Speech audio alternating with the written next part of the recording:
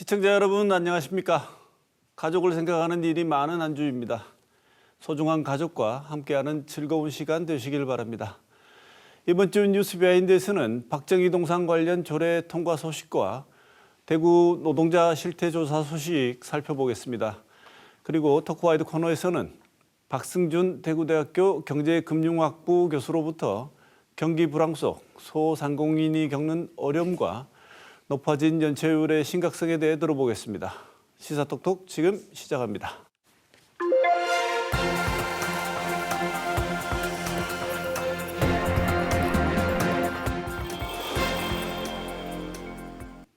네, 오늘 뉴스 비하인드 조정훈 오마이뉴스 기자 함께했습니다. 어서 오십시오.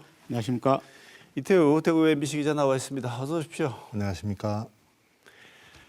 먼저 첫 소식인데요. 저희들이 연거푸 전해드린 바 있습니다만 박정희 전 대통령 동상 건립 관련 조례가 시의회를 통과했다는 소식 먼저 살펴보겠습니다. 이 시민단체가 반대를 하는 집회를 하고 시의회 앞에서도 반대를 한 것으로 알고 있는데요. 이태우 기자, 결국 조례가 통과를 했군요.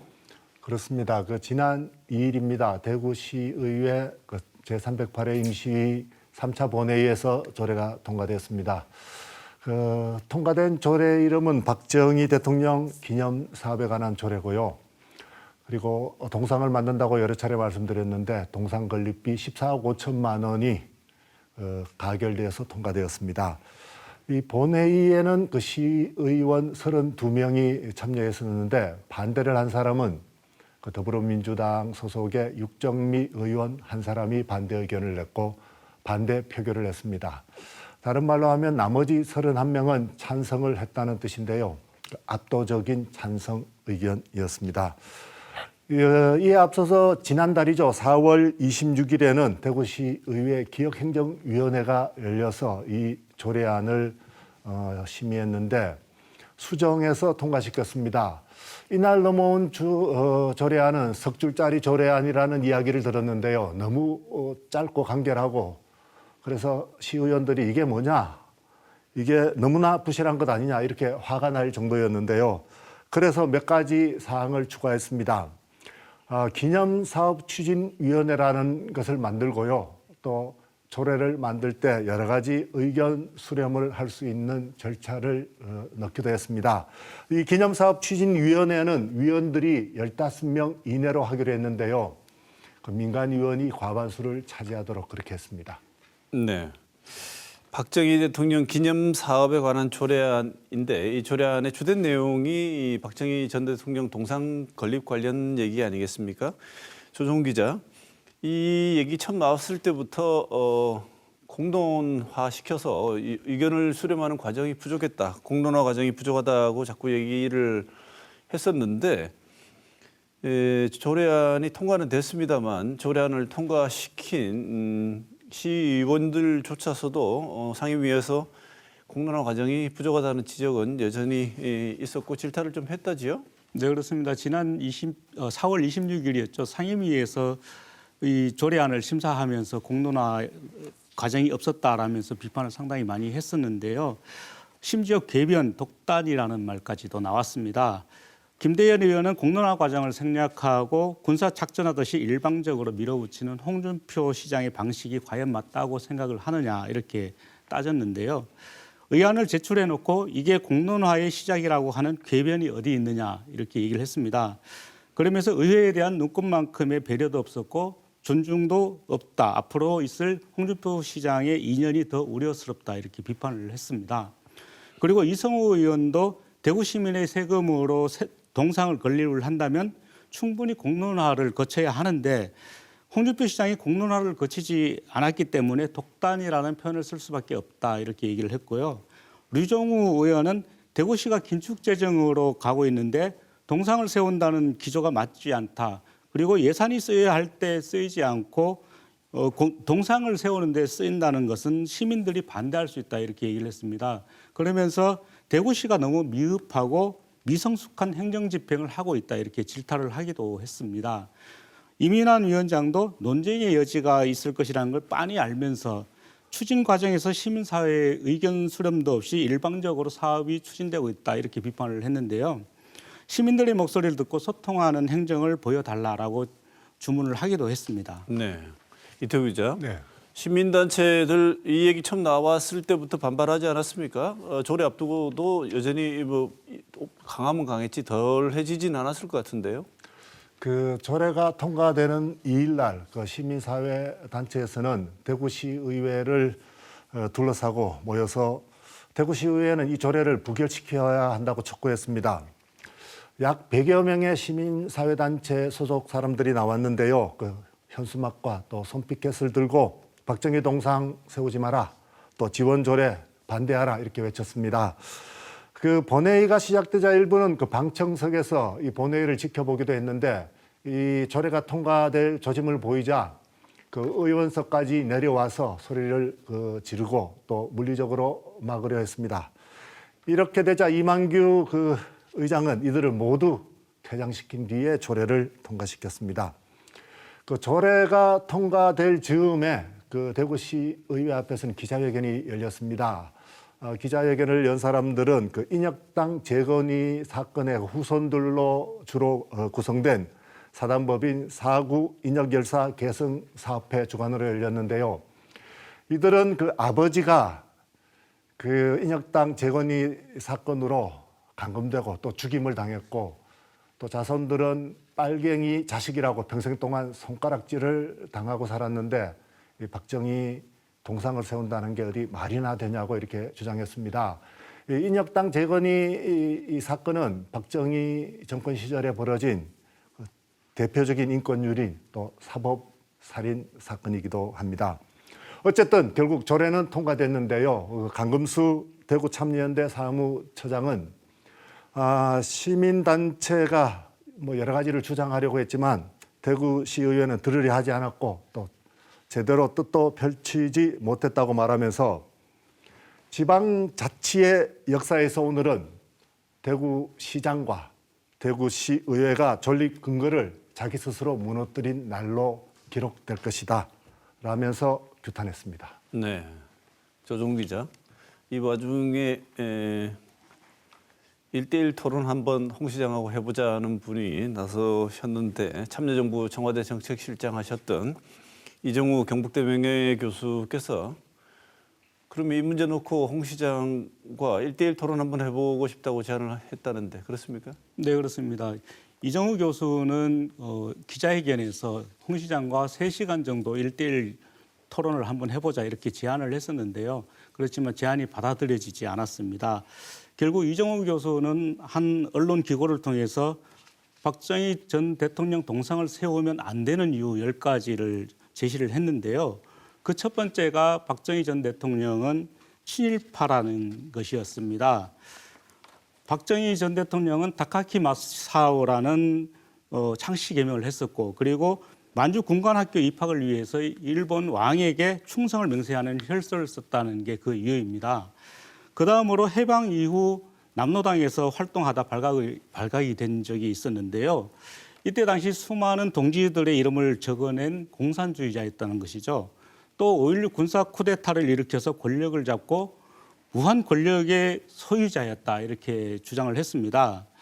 특히 민주주의를 파괴하고 무고한 그 인사들과 학생들을 투옥하거나 고문한 것은 박정희 전 대통령이 가장 치욕적인 일이었다 이렇게 이야기를 했는데요. 그 이유 중에 앞서 말씀하신 인혁당 재건이 사건과 민청학령 사건 등입니다. 특히 인혁당 재건이 사건 같은 경우는 우리 지역 인사 4명을 포함해서 8명이 사형을 당했는데요. 이 일로 세계 역사적으로도 사법살인의 날로 그 기록이 되기도 했습니다. 독재 시절 이 일로 인해서 한국의 인권 수준은 세계 최악이었다, 세계 최하위였다 이런 비판을 받게 됐었는데요. 그리고 또 홍준표 시장과 대구시가 박정희 전 대통령의 동상을 세워야 하는 가장 큰 이유로 든 것이 산업화를 이루었다라는 주장입니다. 여기에 대해서도 이정우 교수는 산업화 당시에 우리나라의 경제가 이렇게 발전할 수 있었던 것은 우리 아버지 세대들이 제대로 먹지 못하고 제대로 일값을 받지 못하면서 노력한 결과였다 이렇게 이야기를 했습니다. 그리고 박정희의 경제 모델의 핵심은 만주국 모델이다라고 이야기를 했는데요. 만주국을 통치한 일본에 의해서 배운 방식이라는 것입니다. 만주국의 고성장은 파쇼 독재에 기반을 둔 총동원 체제에 대한 양적 성장이라는 이유인데요. 이 방식은 그 일시적으로는 고성장을 달성을 할 수 있지만 그렇다고 해서 지속적인 성장이 가능하지는 않다는 것이죠. 그 예로 독일의 히틀러 또는 이탈리아의 무솔리니를 들었습니다. 만일 독일에서 히틀러가 고성장을 했기 때문에 그렇다면 히틀러의 동상을 세워야 되는 것 아니냐. 또 이탈리아의 무솔리니 동상도 세워야 되지 않느냐는 것이죠. 그렇지만 독일이나 이탈리아는 동상을 세우지 않았습니다.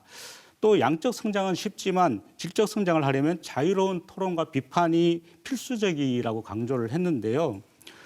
이정호 교수는 특히 박정희 전 대통령이 많은 뇌물을 받았고 부동산 투기로 전국의 땅값을 천정부지로 오르게 했기 때문에 도덕적이지도 않았고 포악성마저 보였다 이렇게 주장을 했습니다. 네. 자, 이런 비판적인 내용 들어봤으니까 이태우 기자, 네. 홍준표 시장 주장은 어떤 겁니까? 그 홍준표 시장이 지난달 25일이죠. 자기의 SNS에 이런 글을 올렸습니다. 자기는 그 박정희 대통령을 우상화하자는 것이 아니다. 아까 전에도 이야기가 나왔지만 대구는 산업화의 출발지니까 대구에서 산업화 정신을 기리는 동상을 건립하자. 이렇게 건립하는 것은 대구 시민의 뜻과 반하는 것도 아닐 것이다. 이렇게 주장했습니다. 그러면서 이 동상 건립에 반대하는 시민사회 단체에 대해서는 늘 반대만 일삼는 그 시민단체의 억지를 받아주는 것은 이것이야말로 대구 시민들의 뜻에 어긋나는 것이다. 이렇게 주장을 했죠. 여기에다 홍 시장은 자기는 정치적인 의사가 또 정치적인 뜻이 전혀 없는데 자꾸 정치적인 의도로서 자기 뜻을 반대한다고 이렇게 이야기를 했는데 홍 시장은 그 지난달 22일 열린 대구시 의회에서 이와는 다른 해석을 할 수 있는 그런 말을 했습니다. 무슨 말이냐면 그 박정희의 산업화 정신을 대구에서 기리지 않고 일부 좌파 시민단체가 주장하는 거기에 매몰돼서 우왕좌왕하는 것은 대구의 산업화 정신과 2.28 자유화 정신에 맞지 않다 이렇게 이야기했는데요.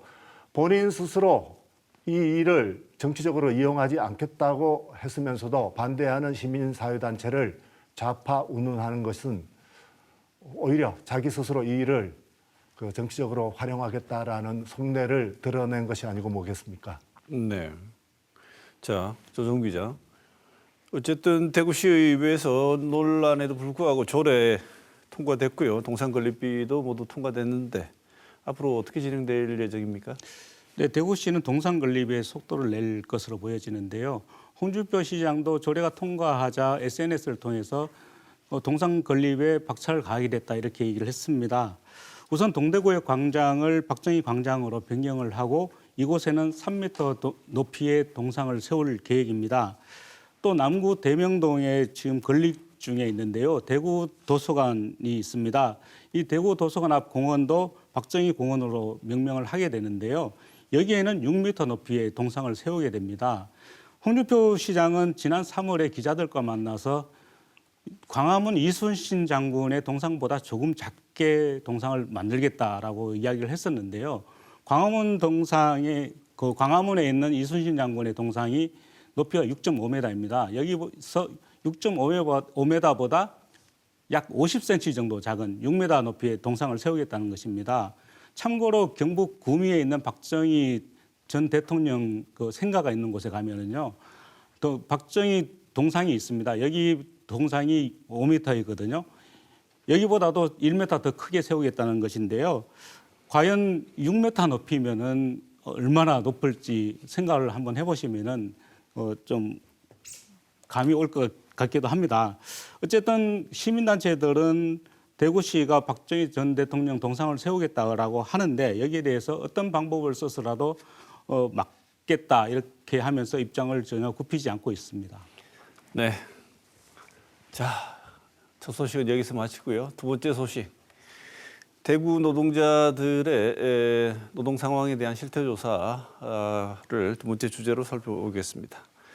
지난 1일이 세계 노동자의 날, 세계 노동절이었는데 노동자들은 여전히 일터에서 위험을 감수하면서 이 일을 하고 있다는 조사가 발표됐다죠, 조 기자? 네, 그렇습니다.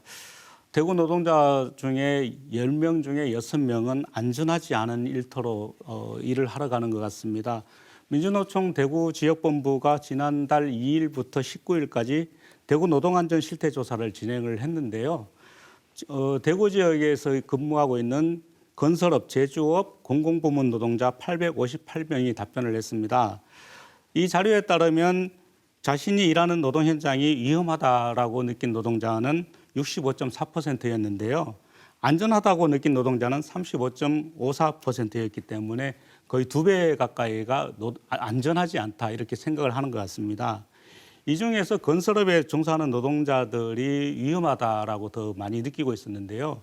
건설업 노동자들의 절반 이상인 54.08%가 작업 현장과 노동 환경이 위험하다라고 응답을 했습니다. 그리고 건설업을 제외한 노동자들 중에서는 50인 미만 사업장이 41.52%로 높았는데요. 50인 이상 사업장 38.74%보다도 상당히 높았습니다. 또 위험한 작업인 것을 알면서도 일한 경험이 있느냐 이런 질문에는 절반 수준인 48.65%가 그렇다라고 답변을 했는데요. 특히 건설업에 종사하는 노동자는 73.48%가 위험한 작업인 것을 인지하면서도 일을 할 수밖에 없었다 이렇게 얘기를 했고요. 노조가 있는 사업장과 노조가 없는 사업장에서도 차이가 컸습니다. 노조가 있는 사업장에서는 32.56%가 위험한 작업인 것을 알면서도 일을 했다라고 답한 반면에 노조가 없는 사업장의 경우에는 59.48%가 위험한 작업을 해야 했다라고 답변을 했습니다. 네, 이태우 기자. 네. 우리가 보통 그냥 알고 있기로는 일하다가 다치면 산업재해의 보장을 받아서 당연히 산업재해 처리를 해서 다친 걸 치료하고 병원비도 그쪽에서 충당을 하지 않을까 이렇게 생각을 했습니다만 여전히 개인이 그냥 알아서 처리하는 경우가 많았다지요?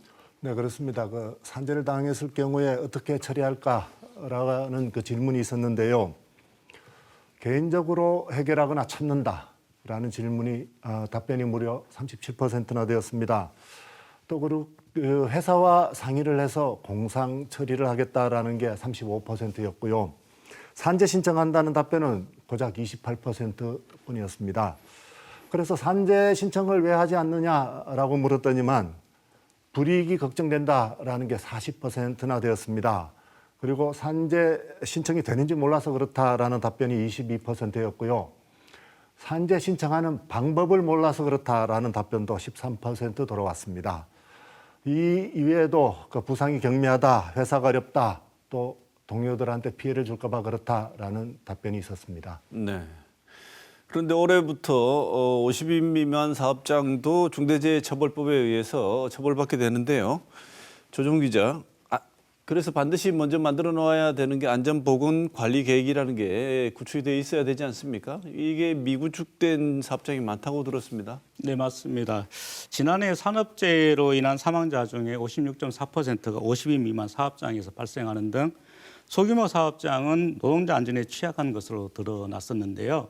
이러한 문제를 해결하기 위해서 지난 1월 27일부터 산업재해 발생 시 사업주에 대한 형사처벌을 강화하는 중대재해처벌법이 50인 미만 사업장에서도 적용이 되고 있습니다.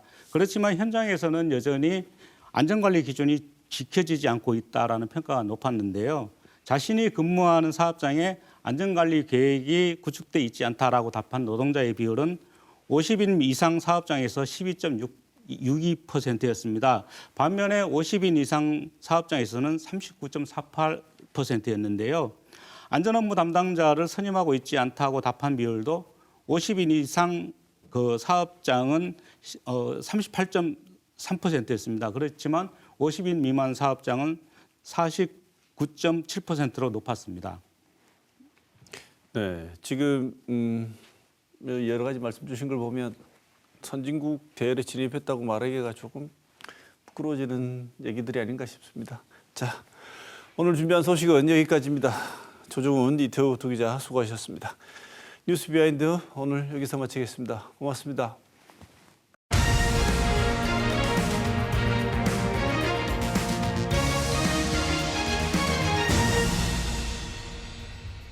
최근 우리 경제는 고금리, 고물가, 고유가라는 삼고 현상에 아주 어려움을 겪고 있습니다. 특히나 이런 상황에서 자영업자와 소상공인들의 어려움은 훨씬 더하다고 할 수 있을 텐데요. 오늘 이 문제 집중적으로 말씀 나눠보겠습니다. 박승준 대구대학교 경제금융학부 교수 모셨습니다. 어서 오십시오. 네, 반갑습니다. 자, 지금 고유가, 고물가, 고금리, 흔히 삼고 현상이라고 하는데 이 삼고 현상에서 특히나 소상공인들, 자영업자들 힘들다는 보도들이 이어지고 있습니다. 교수님 보시기에는 이런 어려움이 어떤 상황인지 먼저 말씀을 좀 주시고 이 말씀 듣고 세부적인 내용 한번 살펴보도록 하겠습니다. 네, 지금 사회자님께서 말씀 주신 것처럼 현재 고유가, 고물가, 고금리로 인해서 소비가 굉장히 침체되고 있고 이러한 소비의 침체가 소상공인의 그 이익을 굉장히 낮추는 쪽으로 영향을 주는 것 같습니다. 다시 말해서 물가가 상승한다는 얘기는 화폐 구매력이 하락한다는 얘기이고 쉽게 말하면 돈의 가치가 떨어지니까 동일한 소득을 가게가 번다고 하더라도 구매할 수 있는 상품과 서비스의 양이 줄을 수밖에 없고 그러니까 이제 민간 소비가 작아지는 거죠. 그것은 결국 소상공인의 매출에 큰 악영향을 미치기 때문에 상황이 안 좋아졌다고 할 수 있고요. 또 이 그 고금리 같은 경우에는 가계의 그 부채 부담을 증가시키기 때문에 추가적으로 소비 여력을 낮춘다고 할 수 있습니다. 또 이 고물가는 소상공인에게 원재료와 임대료를 크게 인상시키기 때문에 고정 비용을 증가시킬 수 있고 또 고유가는 운영 비용을 또 증가시킨 쪽으로 영향을 주기 때문에 소상공인의 영업 마진을 굉장히 감소시킨다고 할 수 있습니다. 네. 지금 교수님 말씀 내용을 바탕으로 하자면 지금 소상공인들이 처한 어려움에 이 삼고 현상들이 모두 영향을 미치고 있는데 중요한 것은 경제적인 어떤 소비자들의 구매를 할 수 있는 구매 동력이 일단 떨어져 있다는 게 제일 눈에 띄는 말씀 같은데 맞습니다. 일단 구매를 해야지 다 뭐 가격을 낮추든지 올리든지 할 수 있는 여력이 있는데 구매를 하겠다는 소비자들의 구매 동력이 떨어져 있다는 게 가장 중요한 소상공인이 처한 근본적인 어려움처럼 보입니다. 네. 우리 지역만 그런 게 아니고 전국적으로 거의 비슷한 현상을 보이고 있을 텐데요.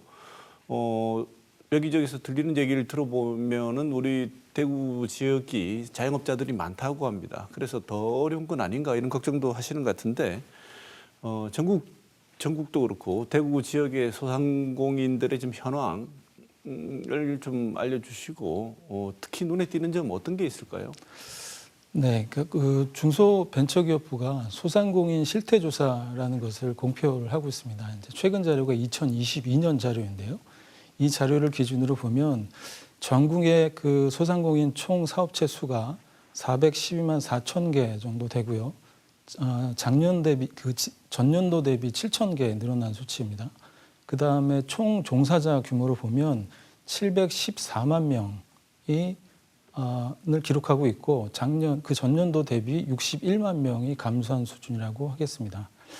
그리고 이 자료를 조금 더 살펴보면 대표자의 연령별 사업자 수를 보면 20대에서 40대의 대표자 수는 증가한 반면에 50대에서 60대 이상의 대표자는 감소한 추세를 보이고 있습니다. 그리고 창업 준비 기간을 보더라도요. 2021년에 이제 평균 9.8개월 정도의 창업 소요 기간을 가졌는데 2022년에는 이거보다 더 줄어든 9.5%의 창업 소요 기간을 드리고 있습니다. 더 짧아졌다는 얘기고요. 사업체당 부채 금액을 보더라도 업체당 1억 8,500만 원으로 전년 대비 6.1% 증가한 수치를 보이고 있습니다. 그래서 이 전체적으로 보면 총 사업체 수는 감소하고 총 사업체 수는 증가하고 종사 수는 약간 감소했다고 할 수 있겠습니다. 그리고 대구 지역의 그 현황을 살펴보면요. 2022년 기준에 총 사업체 수가 19만 6,800개 정도 되고요. 종사자 수는 33만 5,900명 정도 됩니다. 그러니까 전년 대비로 보면 사업체 수는 2,000개 정도 감소했고 종사자 수도 5,000명 정도 감소했습니다. 전국 대비를 보면 대구가 사업체 수 기준으로는 4.8%이고 종사자 수 기준으로 보면 4.7%입니다. 이 순위가 이제 전국적으로 보면 어느 정도 수준이 되냐면 사업체 수하고 종사자 수는 전국 대비 8번째 순위라고 할 수 있습니다. 그러니까 광역 지자체가 총 17개라고 봤을 때 중간 정도 되는 수치라고 할 수 있습니다. 네. 지금 전국에서 대구 지역의 소상공인들이 차지하는 자영업자들이 차지하는 비중도 중요하지만 우리 대구 경제에서 자영업자들이 차지하는 비중이 워낙 크기 때문에 이들의 어려움은 대구 경제 전체에 사실은 굉장히 힘든 현상을 초래하지 않을까 이런 걱정 때문에 더 그럴 것 같은데요. 네. 이 제일 많이 하는 얘기가 장사를 해서 열심히 노력을 해서 장사를 해도 겉으로는 잘 되는 것처럼 보이는 업장마저도 사실은 남는 게 없다 이런 얘기를 많이 듣고 있습니다. 그러니까 지금 상황에서 소비 여력이 없는 소비자들에게 싸야지 어쨌든 팔 수 있으니까 가격은 낮추는데 앞서 말씀하신 것처럼 여러 가지 물가 고유가 현상이라든지 이런 것 때문에 금리는 높고요. 여러 가지 비용을 다 빼고 나면 남는 게 없다 이런 얘기를 하는데 지금 마진이 어느 정도 되나요? 고 사회자님께서 질문하신 부분에 대해서 답을 좀 드리면 국세청 자료 기준으로 2022년 자료입니다. 사업소득을 신고한 자영업자의 연소득이 평균 1,938만 원 정도 되고요. 이거는 1년 전보다 0.7% 정도 감소한 수준입니다. 그러니까 평균 연 1,938만 원을 12개월로 나누면 월 단위로는 162만 원 정도의 소득을 올린다고 할 수 있고요. 여기서 얘기하는 사업소득은 사업을 영위하면서 벌어들인 총 수입에서 인건비, 재료비, 임대료, 전기료 등의 필요 경비를 제외한 소득이고요. 주로 소상공인과 같은 자영업자가 신고하는 소득이라고 할 수 있겠습니다. 이 자영업자의 연소득은 2018년에 2,136만 원을 기록한 이후에 계속해서 감소했고 2021년에 1,952만 원으로 이제 1,000만 원대로 내려앉은 이후에 2022년에 더 감소한 규모라고 할 수 있겠습니다. 그리고 범위를 조금 더 좁혀서 소득 하위 20%인 영세 자영업자들의 평균 소득을 살펴보면요. 2018년에 180만 원이었는데 2022년에 70만 원으로 약 61%가 감소했습니다. 그리고 이제 대구의 경우에는 연사업 소득이 평균 2,604만 원 정도 됩니다. 그러니까 전국에서는 가장 높은 수준을 나타내고 있고요. 다만 상위 20%의 소득을 하위 20%로 나눈 비율이 있습니다. 그것을 우리가 5분위 배율이라고 하는데요. 그러니까 자영업자 간의 소득 격차를 나타내는 지표입니다. 이 지표로 보면 서울하고 세종 다음으로 세 번째로 높은 수준이라고 할 수 있겠습니다. 네. 코로나 시기에 소상공인들 어려움 도와준다고 금융권에서 아주 저금리로 지원을 했지 않습니까? 네. 그때도 이게 저금리로 빌려주는 게 맞는 것이냐 아니면 그냥 금전적인 어떤 지원을 하는 게 맞는 것이냐는 여러 가지 얘기가 있었는데 일단은 그때는 저금리로 오랫동안 지원하는 것으로 했었는데 요즘 이게 상환이 도래하면서 원금이자 한꺼번에 상환을 하게 되면 많은 소상공인들이 하시는 말씀이 그때는 지원인 줄 알았는데 이제는 아예 우리의 명줄을 끊어놓는 폭탄처럼 보인다. 이런 말씀도 하시거든요. 지금 이 금리 부담, 소상공인들이 가지는 금리 부담 어느 정도입니까? 지금 사회자님께서 말씀하신 대로라고 생각이 들고요. 그러니까 코로나 팬데믹 기간 중에 정부가 소상공인 지원을 위해서 저금리 대출과 같은 금융 지원을 많이 했습니다. 근데 그때는 이러한 대출이 당장 자금이 필요한 소상공인들한테 일시적으로 도움이 되긴 했는데 문제는 팬데믹 이후에 경제 상황이 변하면서 아까 말씀드린 것처럼 고금리 상황이 진행이 되면서 소상공인들이 져야 되는 부담이 굉장히 커지고 있다. 더군다나 이 코로나19 때 받았던 그 대출금의 원금 상환 기간이 도래하고 있다. 이러한 점은 소상공인들이 굉장히 큰 부담을 지고 있다고 할 수 있습니다. 그래서 이제 국회 강민구 의원실이 공개한 자료에 따르면 소상공인 등 개인 사업자가 받는 대출 평균 금리가 2020년에 2.7%였는데 이것이 이제 2023년 9월 기준으로 5.21%로 2배가량 증가했습니다. 그리고 제가 이제 은행인 연합회에서 제공하는 대출금리 조회 시스템을 좀 찾아봤습니다. 이 방송을 위해서.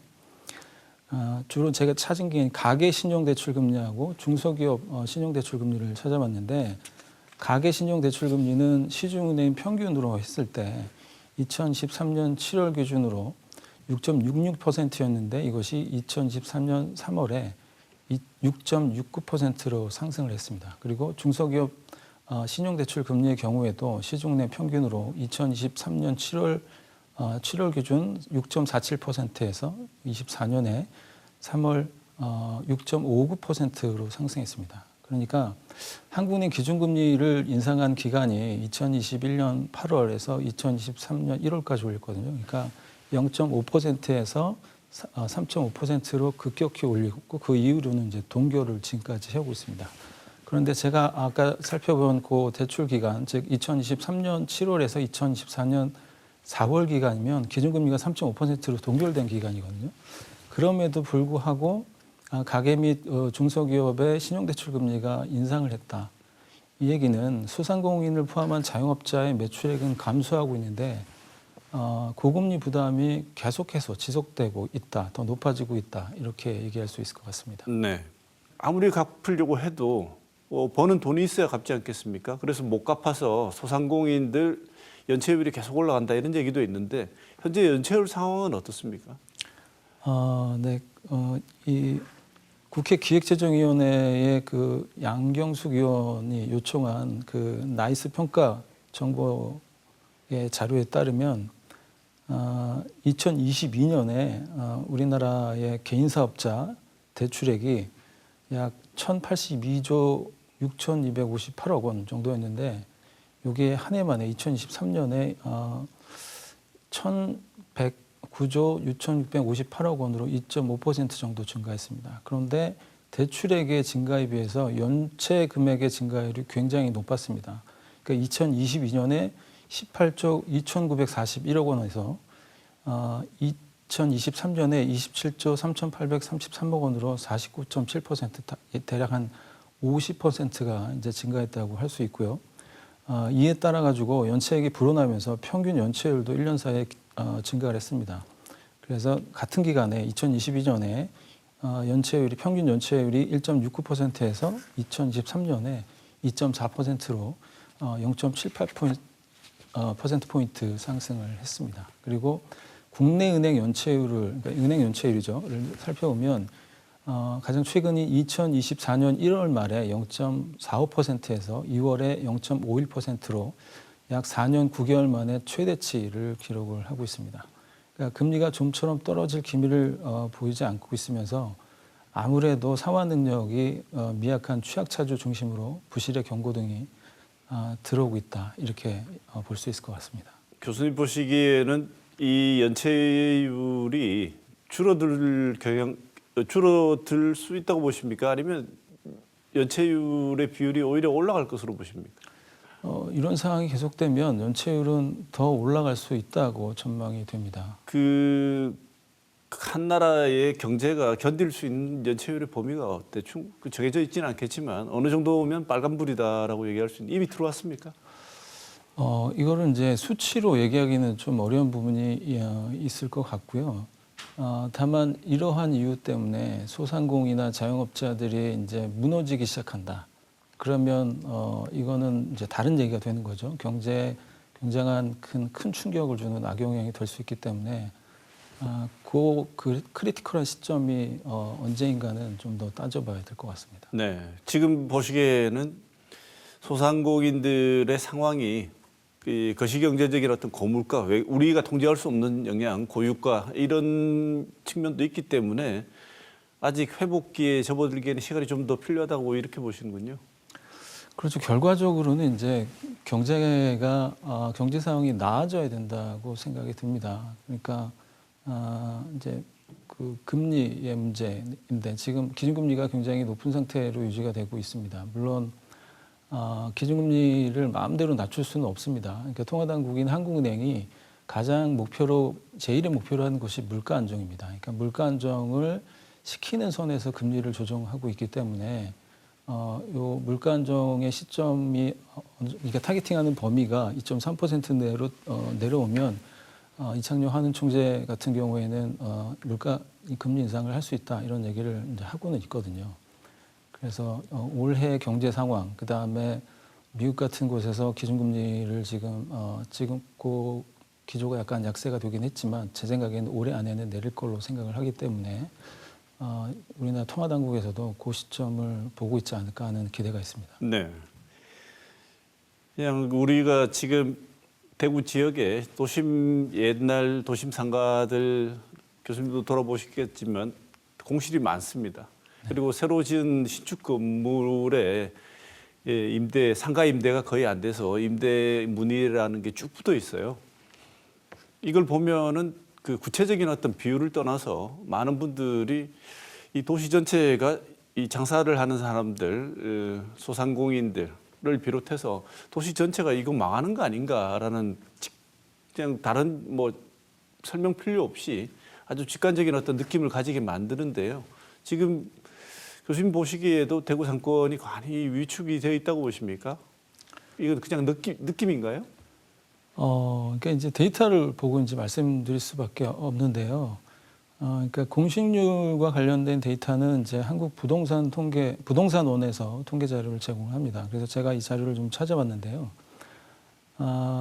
이게 2024년 가장 최근 기준이 2024년 1분기 기준인데 자영업자와 소상공인이 주로 이제 임차하는 상가가 소규모 상가이고 이 소규모 상가의 공실률을 살펴보면 전국 평균으로 7.3% 정도 되고 있습니다. 그리고 이제 대구 같은 경우에는 소규모 상가 공실률이 8.9%인데 최근에 이 수치도 중요하지만 그동안의 추이를 보는 것도 굉장히 중요한데요. 전국 기준으로 보면 지금 부동산원에서 제 데이터를 제공하고 있는 시점이 2022년 1분기인데 2022년 2분기에 대구의 경우에는 소규모 상가 공실률이 9.3%로 그 기간에서는 가장 높았고요. 그 이후에 점점 하락하다가 2003년 2분기에 또 다시 약간 반등하는 추세에 있어서 현재 8.9%를 기록하고 있습니다. 근데 같은 기간 동안 전국 기준의 평균 소규모 상가 공실률을 보면요. 2022년 1분기에 6.4%였습니다. 낮았죠. 근데 이것이 지속적으로 증가해서 분기별로 이렇게 데이터가 있는데 쭉 살펴보면 2024년 1분기에 7.4%로 이제 상승하게 됐습니다. 그러니까 두 개, 대구하고 전국을 비교하면 그 격차가 전반적으로는 약간 줄었다라고 볼 수 있고, 물론 그 코로나19 팬데믹이 굉장히 심했던 기간에 비해서는 전국이나 대구나 더 높아졌다고 얘기할 수 있겠습니다. 제 느낌인지 모르겠지만 그 퍼센테이지를 들어보면 10% 한참까지는 아니죠. 미만이지 않습니까? 네.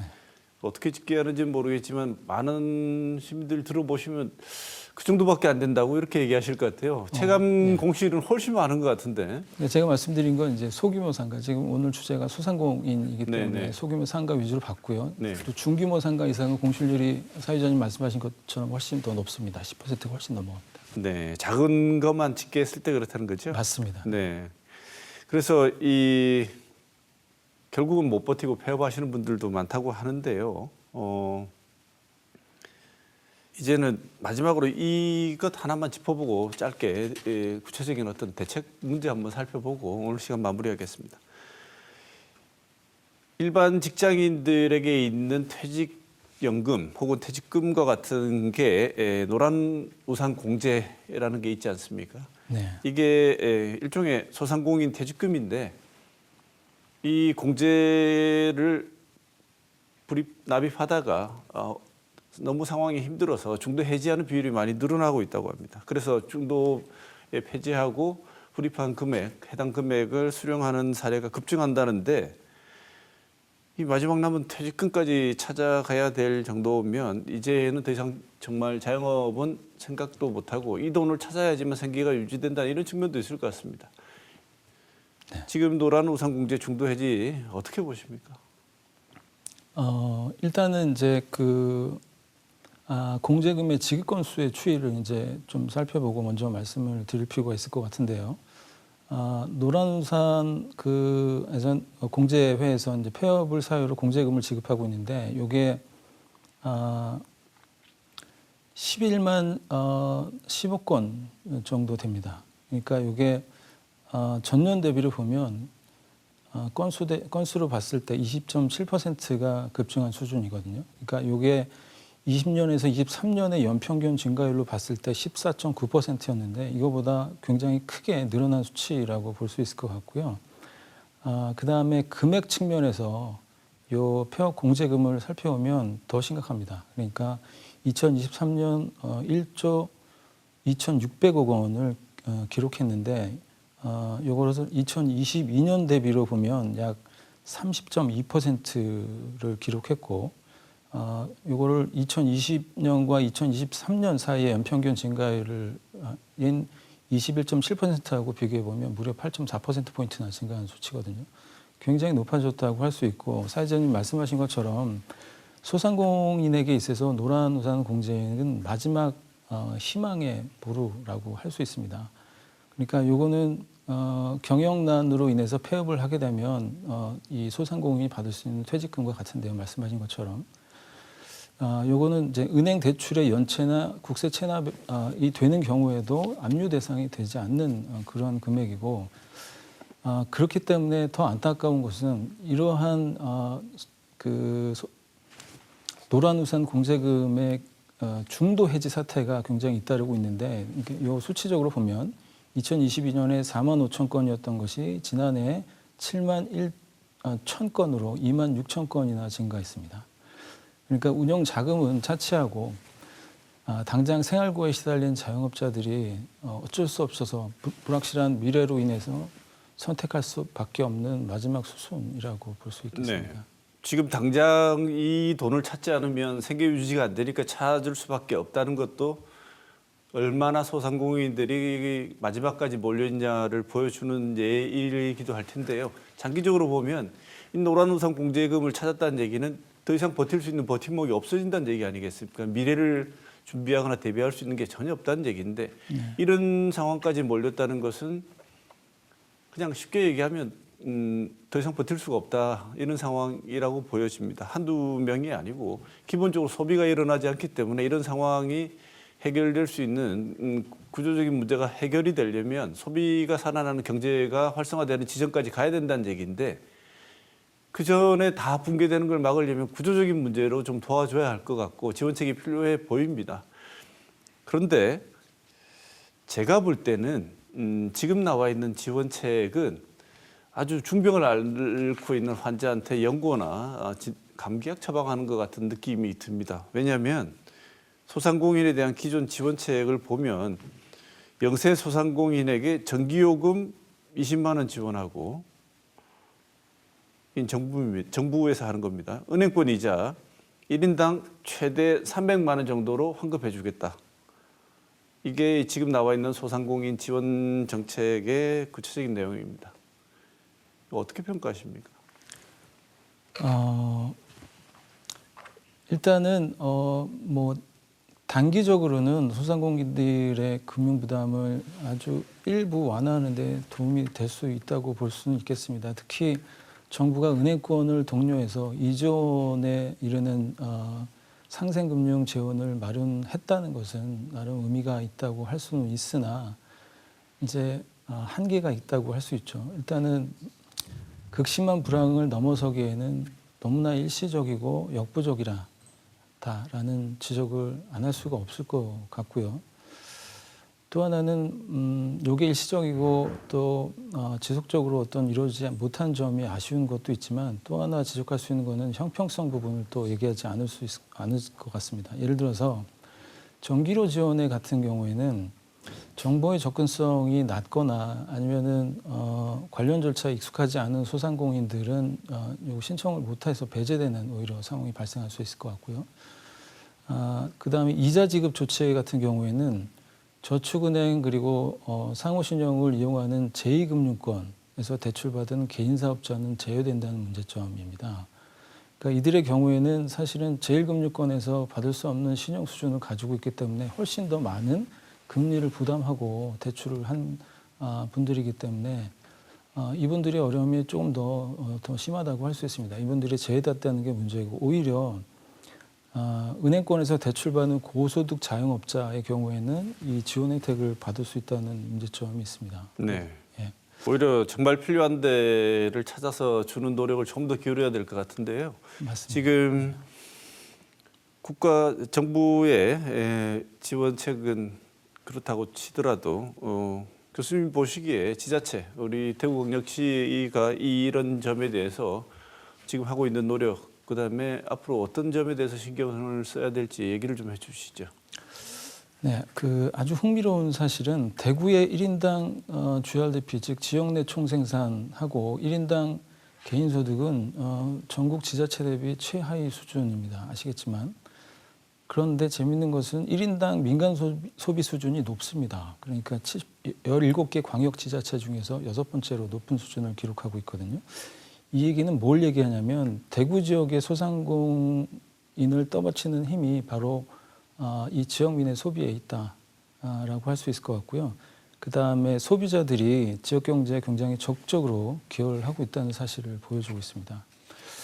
따라서 대구시가 소상공인을 위해서 할 수 있는 노력들에 대해서 조금 말씀을 드리자면요. 일단은 가장 중요한 것은 대구 신용보증과 함께 소상공인 상황이 지금보다 더 악화되지 않도록 소상공인의 연체율 또는 폐업률 이런 것들을 잘 모니터링하면서 어려움이 없도록 적절하게 때로는 경우에 따라서는 적극적으로 금융 지원을 할 필요가 있을 걸로 보입니다. 제가 살펴본 바로는 대구 신용보증기금의 운용배수가 높습니다. 운용배수가 뭐냐면 부실이 발생했을 경우에 대위 변제를 할 수 있는 자본의 규모를 얘기합니다. 그러니까 이것이 커지면 커질수록 적극적으로 그런 상황에서 이런 시중 공급을 더 많이 할 수 있다는 것을 뜻합니다. 이 배율이 8.84 정도 되는데 서울 다음으로 높은 수준이기 때문에 제가 봤을 땐 여력은 있다. 그러니까 의지만 있고 상황이 되면 다른 지자체보다는 더 적극적으로 공급해야만 한다. 이런 생각이 들고요. 또 한 가지는 소상공인과 지역민의 공동체 의식 고취를 위해서 장기적으로 지자체가 좀 노력할 필요가 있다는 생각이 듭니다. 아시겠지만 지역에는 산업이 없고 또 일자리가 굉장히 부족합니다. 그렇기 때문에 창업을 하거나 아니면 자영업에 종사를 함으로써 소득을 올릴 수밖에 없는 구조입니다. 그래서 이 소상공인 그리고 자영업자 그다음에 지역민이 공동체 의식을 고취시킬 수 있도록 하면 그래서 상호 간의 이득을 생기도록 대구시가 적극적이고 체계적인 가버넌스 역할을 하는 것이 굉장히 중요하다라는 생각이 들고요. 지역민이 지역기업이나 자영업자가 생산 판매하는 상품과 서비스를 구매하는 데 더 많이 힘을 실어주고 이것을 통해서 발생한 이익이 다시 이들이 생산하는 제품과 서비스의 질을 높이는 데 기여하도록 하면 지역민의 소비 효용이 훨씬 더 높아지는 선순환 체계가 마련될 수 있다고 생각이 듭니다. 근데 대구는 이런 점에서 이런 모델을 구축하는 데 굉장히 유리한 환경을 가지고 있다. 네. 예, 이렇게 볼 수 있을 것 같습니다. 네.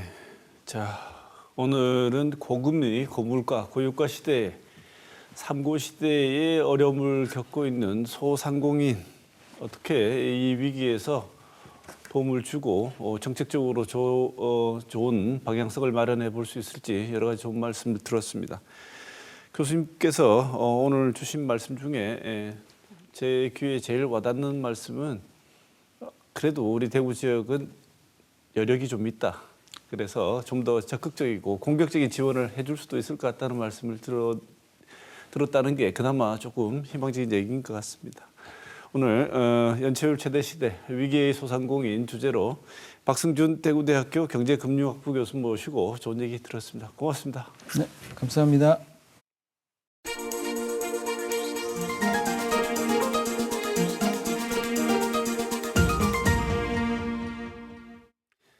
(21대) 국회의 마무리와 개원을 앞둔 (22대) 국회에서 지난 총선에서 압승을 거둔 더불어민주당의 행보에 관심이 쏠리고 있습니다. 일각에서는 민주당이 압도적 의석을 토대로 힘자랑을 할 것이라 우려하기도 하고 당 내부에서도 이른바 승자의 저주를 걱정하는 목소리도 들립니다. 승자의 저주란 치열한 낙찰 경쟁에서 높은 가격을 통해 낙찰에 성공했지만 그 물건의 실질 가치가 지불한 비용보다 훨씬 못 미칠 때 이후 발생하는 여러 가지 위험과 후유증을 말하는 것입니다. 즉 총선에서 승리했지만 그것이 오히려 당의 미래에 위기를 불러오지는 않을까 걱정하는 것입니다. 그런데 민주당이 누누이 말했듯이 이번 총선의 결과가 그들의 승리가 아니고 국민의 승리라고 한다면 승자는 국민이라는 말입니다. 압도적 의석으로 민심을 보여주었지만 그 결과로 만들어진 거대 야당이라는 물건이 국민이 보낸 기대에 한참 못 미치는 것으로 나타난다면 그것이 바로 승자라고 생각했던 국민이 맞닥뜨리게 될 저주입니다. 그래서 민주당은 지금 승자의 저주라는 말을 자신들의 일로 생각하지 말고 국민 입장에서 판단해야 할 것입니다. 그렇지 못할 경우 어떻게 되는지는 이미 잘 알고 있을 것이라 생각합니다. 이번 주 시사톡톡은 여기서 마치겠습니다.